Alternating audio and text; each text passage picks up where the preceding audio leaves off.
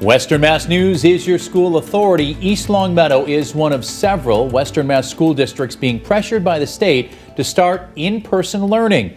Good Monday afternoon, everyone. Thanks for joining us for Western Mass News at 6. I'm Pisano. And I'm Jordyn Jagolinzer. In August, the town's school committee voted on remote learning after input from parents and the local community. Now state education officials are demanding more information from the district on their plan. Western Mass News reporter Audrey Russo joins us live from there with more. Audrey? East Longmeadow is one of 16 districts to get a letter from the Department of Elementary and Secondary Education asking when they plan to return to in-person learning.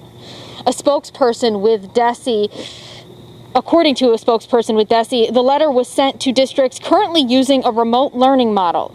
These 16 communities are considered by the state not to be high risk for spreading COVID-19.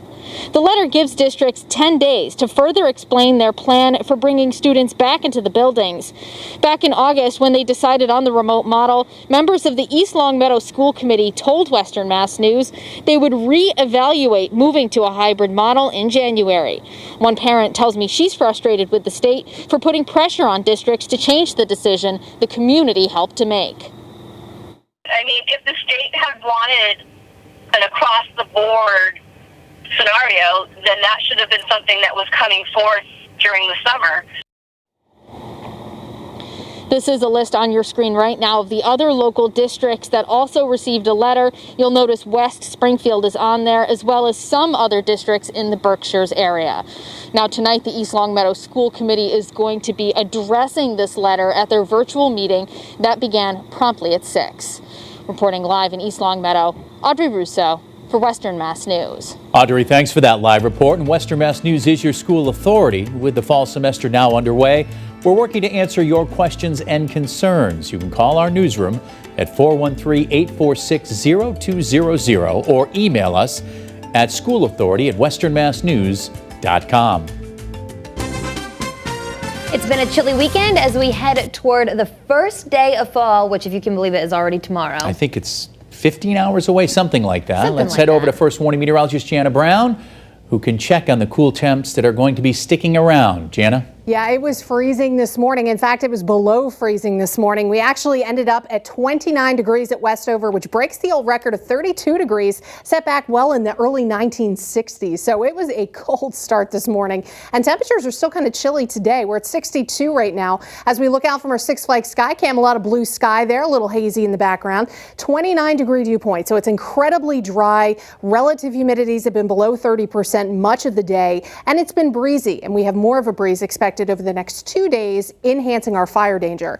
Temperatures right now 50s to lower 60s, so cooling off quickly again tonight. Clear skies expected, so we are going to see those temperatures drop fast. We have sweet little Cooper just chilling in there with his shades in the car. That's how you do it, from Christine. But we're dropping into the 40s after the sun goes down and eventually back into the 30s tonight. I think it'll be another frosty start early tomorrow morning with temperatures bottoming out close to or slightly above freezing in many locations. And then tomorrow we're back to near 70. Well, plenty of sunshine for that first day of fall, but again, some gusty breezes, and we do have fire weather watches up for all of Western Mass. We'll talk more about that in just a few minutes. Back to you. Janna, thanks. And now to developing news out of Springfield, where crews responded to a fire on WYNNE Circle. The Springfield fire captain telling Western Mass News that it was a kitchen fire. He says due to the damage, 2 apartments are uninhabitable. At this time, there are no injuries being reported. The arson and bomb squad are investigating. For the latest details, be sure to stick with Western Mass News, both on air and online. It was a busy weekend for firefighters and the Red Cross, being called to house fires over the weekend. The Red Cross facing new challenges when it comes to helping people during the pandemic. Western Mass News reporter Sarah Grinelli has more from the scene of one of this weekend's fires. This fire was so massive. It started in this one home and spread to 2 neighboring houses, damaging 4 cars, including this one. Charred debris left scattered on Mansfield Street in Springfield after a fire tore through the home, rapidly spreading Saturday afternoon. A lot of heat, a lot of radiant heat that damaged the 2 houses next to it and the 3 across the street. So there was 8 total structures that were involved with 2 garages in the rear as well. Fire officials are still investigating the fire, but say it started on the porch. Red Cross stepped in to help 13 people left without a home in that neighborhood. Mary Nathan, the manager for disaster relief at the Red Cross, says it was a busy weekend. There were 6 individual families that were displaced. We also, right at the same time, got a call for West Springfield over on Clayton Drive. Also did a fire in Pittsfield, which is also part of our jurisdiction, overnight. And there was another fire over in West Springfield last night that we didn't get requested to respond to, but we did have a volunteer drive over there this morning and put a postcard on that house. Nathan says the Red Cross's response is different during the pandemic. Because of COVID, we do what we call virtual response. So our volunteers would receive a call from the fire department, and we get the contact information for those that are displaced. And then we contact those individual families, and we do provide the full array of Red Cross services. She says with fall right around the corner and the temperature dropping, the Red Cross still isn't sure when they will be able to respond in person, bringing their response vehicle to keep people warm. We have worked with all of the local fire departments, and they do understand, obviously, the predicament. So we're hoping that they will, depending on where the fires are, be able to identify some sort of a place where the clients can get indoors. Sarah Granelli, Western Mass News.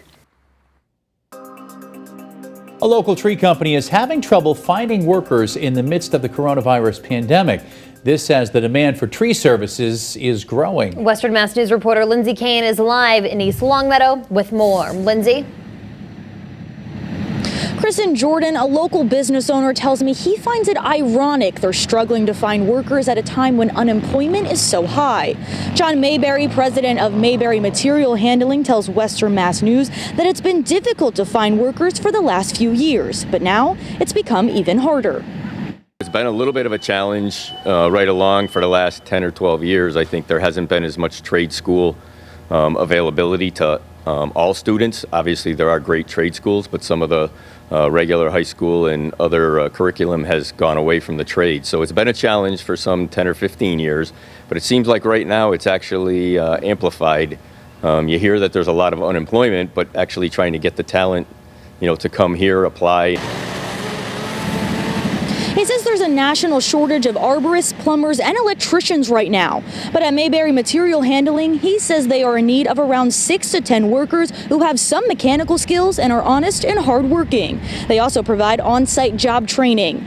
Mayberry says the demand for clients needing tree services is increasing with the winter months quickly approaching. The business is having a job fair tomorrow from 4 to 7 p.m. For more information on that, log on to our website, that's westernmassnews.com. Live in Springfield, Lindsay Kane, Western Mass News.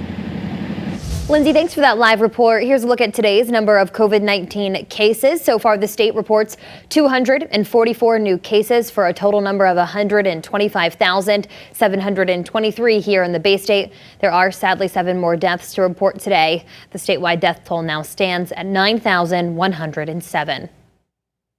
New at 6, a local child care agency is expanding its early learning programs to help working parents during the pandemic. Square One is now providing full-day remote learning support for children in kindergarten through 5th grade. In addition, the agency expanded offerings for infants, toddlers, and preschoolers. Enrollment is available at 3 learning centers in Springfield. For more information, head over to our website, westernmassnews.com. And for more coverage on the coronavirus emergency as it develops, log on to our free Western Mass News streaming app. The New England Patriots mourning the loss of running back James White's father, who died in a car crash. I'm Kayla Burton with those details coming up. Plus later in neighboring Connecticut, multiple students are now under quarantine after a positive COVID-19 case. More details on this unfolded straight ahead. And our dry weather stretch looks to continue with some rain possible with a pattern shift later this weekend. We'll take a look at your first warning forecast after the break.